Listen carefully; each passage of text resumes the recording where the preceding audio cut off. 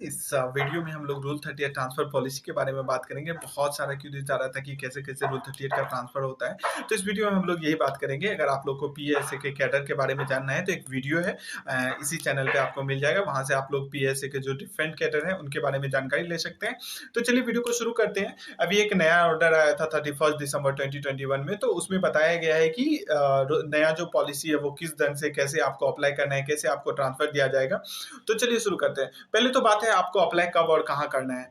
तो आपको अप्लाई जो है आप अभी किसी भी मंथ में कर सकते हो, और आपको जो अप्लाई करना है आपके डिवीजन ऑफिस में आपका लेटर भेजना है। और लेटर जहाँ तक बात है मैं इस वीडियो की लिंक में डाल दूंगा, वहां से आप लोग लेटर ये जो आपका फॉर्म है वो डाउनलोड कर सकते हैं। तो आपको फॉर्म भरना है अच्छी ढंग से और उसको फिर स्कैन करके पीडीएफ में कन्वर्ट करना है, और उसको फिर आप लोग मेल कर सकते हैं या फिर हार्ड कॉपी भी भेज सकते हैं। मेल भेजना इसलिए ज़्यादा ईजी है क्योंकि अभी जो ट्रांसफर होता है वो प्रायोरिटी लिस्ट बनाया जाएगा, और प्रायोरिटी लिस्ट जो है पूरी तरह से बेस्ड होगा आप कब और कहाँ अप्लाई कर, कब और किस टाइम में अप्लाई करते हो उस पर पूरा डिपेंड होगा। तो इसलिए आप अगर मेल करते हो तो वो तुरंत पहुंचेगा, और उस टाइम को वो लोग डिवीजन ऑफिस में नोट करेंगे कि आपने उस टाइम में ही अप्लाई किया है। तो ये मेल करना ज़्यादा ईजी रहेगा। अब चलिए बात करते हैं डिवीजन में अगर आपका लेटर पहुंचा उसके बाद वो लोग क्या प्रोसेस करेंगे। डिवीजन में आपका लिस्ट पहुंचने के बाद, आपका ऑर्डर पहुंचने के बाद वो वहां पे एक प्योरिटी लिस्ट बनाएंगे। प्योरिटी लिस्ट में वो लोग कंसिडर करेंगे कि आपने कब अप्लाई किया और किस डेट में अप्लाई किया, वो लोग वो लिखेंगे और उसी के अकॉर्डिंग प्योरिटी लिस्ट बनाएंगे। फिर प्योरिटी लिस्ट बनाने में वो लोग जो है कुछ कुछ एक कंसेशन देंगे कुछ लोगों को, लाइक जैसे कोई स्पेशल प्रोविजंस देंगे, लाइक आप देख लो जो डिजेबिलिटी कोटा से आते हैं, पीडब्ल्यूडी कोटा से आते हैं, या कोई कंपोजिशनेट ग्राउंड पे है, कोई टर्मिनल इलनेस है जिनका, तो टर्मिनल इलनेस उनका या फिर उनके फैमिली मेंबर का, तो उस केस में उनको पहले प्रायोरिटी दिया जाएगा। उसके बाद फिर आपको जिस टाइम और डेट में जिसने अप्लाई किया उसके अकॉर्डिंग वो लोग प्रायोरिटी बनाएंगे। अगर किसी का टाई हो जाता है, सच कि किसी का डेट और टाइम टाई हो जाता है, उस केस में वो लोग डेट ऑफ ज्वाइनिंग को कंसीडर करेंगे। अगर डेट ऑफ ज्वाइनिंग भी टाई हो जा रहा है तो फिर डेट ऑफ बर्थ को कंसीडर करेंगे। इस तरह से प्रायोरिटी लिस्ट बनाया जाएगा। अभी बात आता है कि पहले जो हम लोगों का ट्रांसफर पॉलिसी था उसमें ये चीज क्लियर नहीं था कि आपको कितने डिवीजन के लिए अप्लाई करना है, लेकिन इस वाले ऑर्डर में ये चीज क्लियर करके दिया है। तो जो भी डिविजनल कैडर है, अगर आप लोग को डिविजनल कैडर क्या होता है वो जानना है तो जैसा कि मैंने बताया पिछला वीडियो है वो आप देख सकते हैं। तो डिविजनल कैडर इसमें मैं बता दे रहा हूँ, ऐसे पोस्टल असिस्टेंट पोस्ट ऑफिस जो होता है और सॉर्टिंग असिस्टेंट इन आरएमएस जो होता है, ये मेन रूप से डिविजनल कैडर होते हैं। तो डिविजनल कैडर वालों को 10 डिवीजन देना है, जहाँ पे आप ट्रांसफर चाह रहे हो वहाँ के 10 डिवीजन का नाम आपको अपने प्योरिटी के अकॉर्डिंग सजा के देना है। उसके बाद अगर सर्कल कैडर की बात करें, जो कि सर्कल ऑफिस या आरओ ऑफिस में जो पीए होते हैं, या पीए एसबीसीओ हैं, या एएसपी हैं, आईपी हैं, तो सर्कल कैडर वालों को डिवीजन मेंशन करना इंपॉर्टेंट नहीं है, उनको बस अपना सर्कल मेंशन करना है फॉर्म में, उसी से उनका काम हो जाएगा। अभी बात करेंगे कि नया रिक्वेस्ट जो है वो अगर आपने अप्लाई पहले से कर रखा है तो आपका अभी फिर से अप्लाई करना है या नहीं। तो देखो, पहले से अगर कोई सर्कल कैडर वाले कैंडिडेट है तो उनका अप्लाई करना इंपॉर्टेंट नहीं है, क्योंकि वो अगर सर्कल वही रखना चाहते हैं, उनको प्रायोरिटी फिर से देना नहीं है, तो उनके अप्लाई करने का ऐसा कोई रीजन नहीं हो सकता है। लेकिन डिविजनल कैडर वाले जिन्होंने पहले एक ही डिवीजन दिया था, अभी उनको रिवाइज करना है, तो वो अप्लाई कर सकते हैं कि नहीं, ये बात करते हैं। तो इसमें ऐसा प्रोविजन है कि अगर आपने पहले से अप्लाई कर रखा है और आपका पहले से वेटिंग लिस्ट में नाम है तो भी आप अप्लाई कर सकते हो, और आपका सीनियरिटी मेंटेन भी होगा, पहले वाला ही वेटिंग लिस्ट आपका कंसीडर होगा। लेकिन आपको अप्लाई जो है 1 मंथ के अंदर करना पड़ेगा जब से ये ऑर्डर इशू हुआ है। तो ऑर्डर 31 दिसंबर को इशू हुआ है, तो 1 मंथ में जनवरी 2022 तक आपको ये जितना भी आपको नया फॉर्म है वो आपको किसी तरह आपके डिवीजन में सबमिट कर देना है। तो फिर आपका पिछला वाला जो आपका वेटिंग था वो कंसीडर होगा। अगर आप 1 मंथ के बाद कोई भी एप्लीकेशन देते हो या फिर आप अपना सर्कल चेंज करते हो, उस केस में आपका वेटिंग जो है नया से कंसीडर होगा। यानी कि पहले अगर आप वेटिंग 5 पे थे और बीच में 40 लड़कों ने अप्लाई कर दिया, तो अभी आपका वेटिंग 46 हो जाएगा। तो ये चीज ध्यान रखिएगा, अगर आपको रिवाइज देना है कि नहीं, अगर देना है तो 1 मंथ के अंदर अप्लाई कीजिएगा। और सर्कल कैडर वालों को अगर उनका सर्कल चेंज नहीं करना है तो फिर से ये ऑर्डर आने के बाद अप्लाई करने का कोई इंपॉर्टेंस नहीं है। अगर आपने पहले ही अप्लाई करके रखा है और आपका वेटिंग लिस्ट में कंसीडर हो गया है, आपका रिजेक्ट नहीं हुआ है, तो भी नए कैंडिडेट जो भी नए कैंडिडेट हैं उसके केस में ये सब सीन नहीं होगा, वो तो कभी भी अप्लाई कर सकते हैं, ये 1 मंथ वाला कोई भी नहीं है, क्योंकि जो पहले से अप्लाई कर नहीं रखे हैं, जिनका वेटिंग लिस्ट में नाम नहीं है, तो उनका फ्रेश ही है, तो वो फिर कभी भी अप्लाई कर सकते हैं।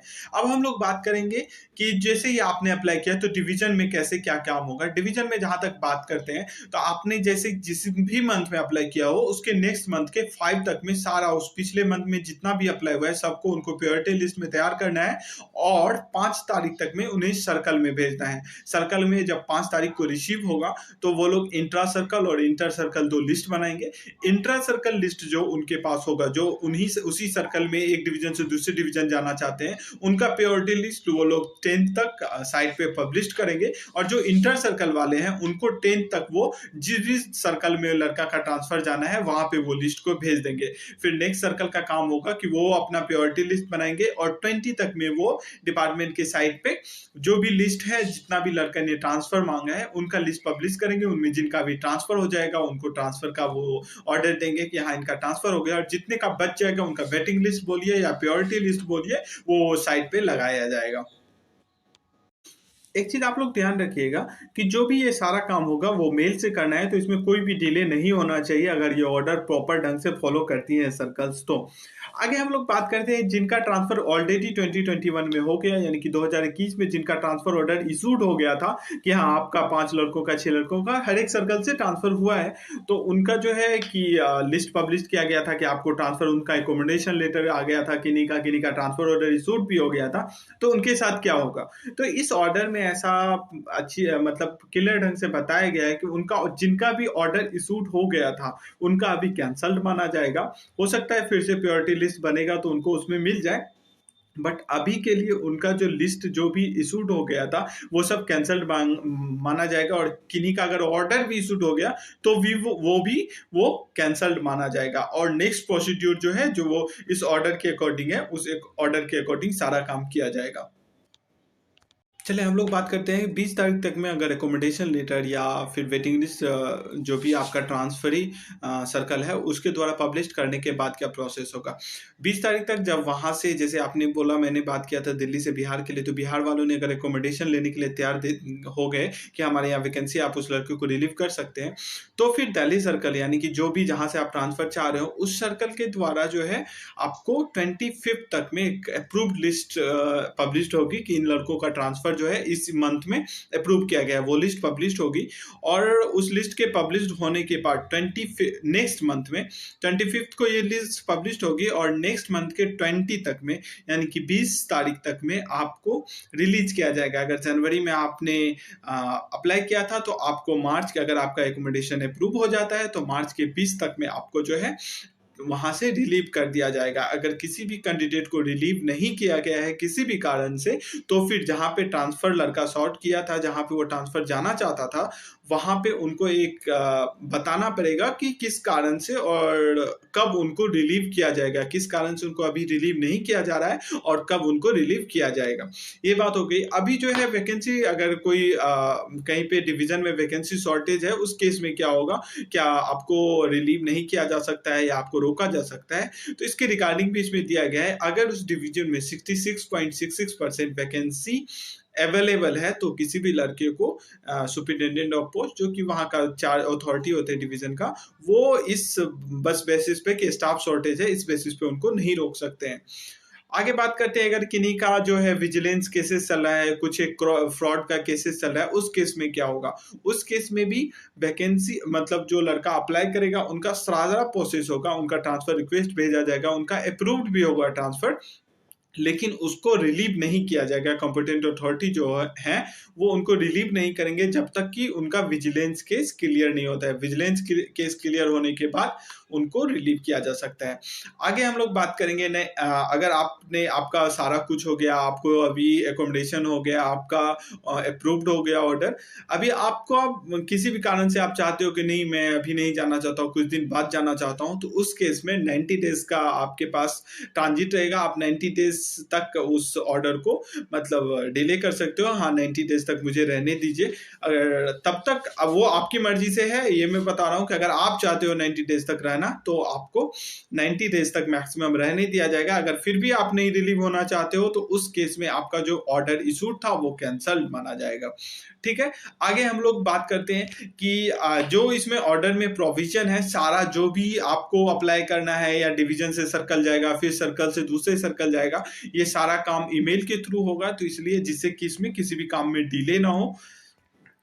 आगे ये भी बात करते हैं कि जो भी इसमें जितना भी आपको मैंने बताया, वेटिंग लिस्ट, अप्रूव लिस्ट, सारा कुछ डिपार्टमेंट ऑफ साइट के, डिपार्टमेंट ऑफ पोस्ट के साइट पे सारा कुछ को वहाँ पे डालना है, कंसर्न अथॉरिटी के द्वारा वो लोग वहाँ पे अपलोड करेंगे। तो ये हम लोग वहाँ पे, जैसे कि अभी अगर एम्प्लॉय पोर्टल आप खोल के देखोगे डिपार्टमेंट ऑफ पोस्ट का, वहाँ पे एक अलग से हाइपरलिंक ही बना दिया गया है ट्रांसफर पॉलिसी को रिगार्डिंग, तो वहीं पे सारा कुछ अपलोड किया जाएगा। अभी हम लोग देख लेते हैं कि फॉर्म जो इसका है उसको कैसे क्या अप्लाई करना है, किसमें क्या देना है। तो चलिए बात करते हैं। यहाँ पे जैसे 2D है तो वहाँ पे आपको देना पड़ेगा, आपका जो डिविजनल हेड है वो SSPO है तो SSPO, या फिर कहीं SPO जो होता है तो वो देना पड़ेगा, फिर आपका डिवीजन का नाम देना पड़ेगा, फिर अगर आप सर्कल देना चाहते हो तो वो दे सकते हो, फिर आपका यहाँ पे नेम दिया हुआ है, फिर CSI ID के बारे में तो आपको पता ही होगा, अगर आप इंप्लॉई हैं, अगर नहीं आप आ रहे हैं तो वह CSI ID एक डिपार्टमेंट से अलॉट होता है तो वो आपको डालना पड़ेगा। फिर कैडर ऑफ द एप्लीकेंट, आप जिस कैडर से हो, PA हो,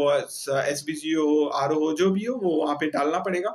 फिर name of the unit working, मतलब कहाँ आप काम कर रहे हो, किस डिवीजन में, किस सर्कल में। फिर अगर बात करें डेट ऑफ बर्थ डालना पड़ेगा, date of initial appointment, department कब आपने डिपार्टमेंट ज्वाइन किया था। इस केस इसमें अगर आप पहले किसी दूसरे पोस्ट पे थे, लाइक पोस्टमैन थे, वहां से PA बने, या PA थे वहां से इंस्पेक्टर बने, तो आपका इनिशियल अपॉइंटमेंट दिन डालना है, यानी कि सबसे पहले जब आपने डिपार्टमेंट ज्वाइन किया था तो आप किस कैडर में थे। उसके बाद डेट ऑफ एंट्री की बात होती है। डेट ऑफ एंट्री मतलब हो गया कि प्रेजेंट कैडर में आप कब आए हो। पहले तो आपने अगर किसी दूसरे उसमें अप्लाई ज्वाइन किया था, तो अभी आप प्रेजेंट कैडर जिसमें हो उसमें कब आए थे वो देना है। फिर आपको प्रेजेंट कैडर में जो आए हो वो किस डिवीजन में आए हो ये देना है। उसके बाद mode of recruitment to present cadre, मतलब जो आपने प्रेजेंट कैडर में है वो डायरेक्ट आया है या प्रमोटी हो आप, वो मेंशन करना है। फिर आपको कैटेगरी मेंशन करना है। यहाँ पे कंफ्यूजन होता है कि कौन सा कैटेगरी मेंशन करना है आपको, कि कौन सा जिससे आप सिलेक्शन लिए हो या फिर जिस कैटेगरी से हो। तो इसलिए इस फॉर्म में दोनों दिया हुआ है कि आपको पहले कैटेगरी अपना जिसमें आप हो वो डालना है, फिर जिससे सिलेक्शन लिए हो वो प्रेजेंट कैडर में डालना है कि किस कैटेगरी से सिलेक्शन लिए हो। फिर पहले कौन सा हेल्ड करते थे, तो अगर आपका फ्रेश रिक्रूट है तो ये सब ब्लैंक छोड़ना है। फिर ट्रांसफर म्यूचुअल है या नहीं है। म्यूचुअल अगर आपका है, म्यूचुअल ट्रांसफर के बारे में मैंने पिछले वीडियो में बताया तो आप वहां देख सकते हो, म्यूचुअल है या नहीं, यस नो करना है। फिर आपको अगर म्यूचुअल है उस केस में यहाँ पे देना है कि क्या, हाँ नहीं, यहाँ पे प्रीवियस आपने अगर अप्लाई कर रखा है, अगर कोई पहले से अप्लाई कर रखा है फिर से ये अप्लाई कर रहा है तो ये चीज आप डालिएगा। फिर करंट स्टेटस भी बोल रहा है तो करंट स्टेटस में आपको डालना होगा कि आपका अप्रूव हो गया या वेटिंग लिस्ट में जो भी है वो यहाँ पे डालना होगा। फिर अगर आपने पहले कोई रूल 38 इंटर सर्कल अप्लाई किया है, इंटर सर्कल अप्लाई किया है वो है और आपको मिला है तो वो यहाँ पे मेंशन करना है। फिर आपको कौन सा सर्कल में ट्रांसफर चाहिए वो अप्लाई करना है, वो मेंशन करना है। फिर आपको सारा 10 जो डिवीजन है वो ABCDFGHIJK जो भी है वो आपको देना है। फिर आपका ग्राउंड पूछ रहा है तो अगर आपका स्पेशल ग्राउंड है, स्पेशल ग्राउंड 2-3 होता है, ये मैंने पिछले वीडियो में बताया हुआ है ट्रांसफर का, उसमें आप देख सकते हो। उसके बाद फिर एडिशनल इन्फॉर्मेशन इफ एनी बोल रहा है तो एडिशनल इन्फॉर्मेशन यानी कि कुछ और एक्स्ट्रा अगर आपका है तो आप यहाँ पे जैसे कि लोग डालते हैं कि होम ग्राउंड या फिर old parents besides old headquarters, ऐसा कुछ आप दे सकते हो। फिर डिक्लेरेशन में फिर अपना नाम देना है, नीचे सिग्नेचर देना है। और पार्ट 2 जो है डिविजनल हेड के लिए वो लोग अपने ढंग से फिल करेंगे। जैसे कि यहाँ पे आप देखोगे तो डेट और टाइम का मेंशन है कि किस डेट में आपका एप्लीकेशन रिसीव हुआ और किस टाइम में आपका ये एप्लीकेशन रिसीव हुआ। तो यही पूरा वीडियो था ट्रांसफर के रिगार्डिंग। हाँ, एक चीज हम लोगों ने डिस्कस नहीं किया कि असेसमेंट ऑफ वैकेंसी कैसे होगा, यानी कि वैकेंसी जो है वो कैसे कंसिडर करेंगे। तो अभी एक अच्छा प्रोविजन कर दिया है कि पहले जो है वैकेंसी दिखाने में प्रॉब्लम होती थी कि जैसे कोई वैकेंसी पहले ही SSC को दिखा दिया गया है कि ये वैकेंसी ट्रांसफर मतलब आप SSC के थ्रू रिक्रूटमेंट होना था। तो अभी के केस में क्या कर दिया है कि अगर कोई वैकेंसी SSC को दिखा भी दिया गया है तो भी उस केस में भी उस वैकेंसी पे ट्रांसफर लेना है। क्योंकि अगर मान के चलो आप दिल्ली से बिहार आ रहे हो तो भले ही बिहार में वो सीट भर गया हो, वो वैकेंसी दिखाया हुआ भर गया हो, लेकिन वही सेम सीट तो दिल्ली में खाली हो जाएगा तो SSC को वो वैकेंसी दिखा दिया जाएगा। तो इसलिए ये एक अच्छा प्रोविजन है जिससे कि हम लोग का ट्रांसफर जो है वो थोड़ा ईजी ढंग से होगा। तो ये पूरा वीडियो था रूल 38 ट्रांसफर के रिगार्डिंग। आपने देखा होगा, आप देखिए, आपको कैसा लगता है बताइए, और वीडियो को शेयर कीजिएगा अगर अच्छा लगता है तो, और चैनल को सब्सक्राइब कीजिएगा। ऐसे और भी वीडियो आएगी, और मैंने पहले भी बताया था कि एलटीसी से रिगार्डिंग वीडियो लाऊंगा, तो मैं एक्चुअली नहीं ला पाया, थोड़ी भी ऑफिस के बिजी रहता हूँ उसकी वजह से, या फिर पढ़ाई लिखाई जो भी है, साथ साथ पढ़ाई चल रही है तो उसमें भी थोड़ा वक्त जाता है, तो उसी की वजह से नहीं ला पाया। लेकिन मैं वीडियो लाऊंगा, तो चैनल को सब्सक्राइब कीजिएगा। और भी कुछ क्यूरीज हो तो आप कमेंट बॉक्स में पूछिए, मैं जितना भी कर पाऊंगा हेल्प जरूर करूंगा। Thank you.